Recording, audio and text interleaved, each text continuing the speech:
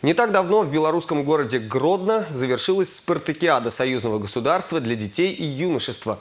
Чувашию на соревнованиях представили юные футболисты из Аликовского района. Они заняли второе место в мини-футболе, уступив в финале хозяевам спартакиады со счетом 3-4. Сейчас ребята уже в Чувашии и снова готовятся забивать голы в ворота соперников.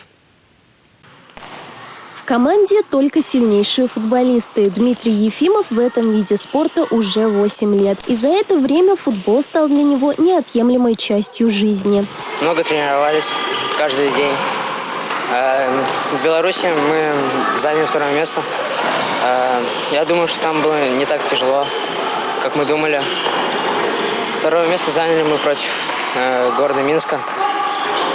Они были физически тоже готовы, но мы уступили им всего лишь в 1 очко. Конкуренцию чувашским спортсменам составили более 20 команд из России и Республики Беларусь. Юные футболисты из Аликовского района уверенно шли к финалу с первых дней. Большую часть времени я надеялся на свою команду и защищал их, так сказать, тыл. Но большую часть мячей забирали защитники. Я пропустил за весь матч всего лишь 5 матчей. Для меня это, так сказать, гордость. Для того, чтобы спортсмены успели познакомиться и подружиться, их разместили в одной гостинице. Помимо спортивных мероприятий, для ребят была организована и культурно-развлекательная программа.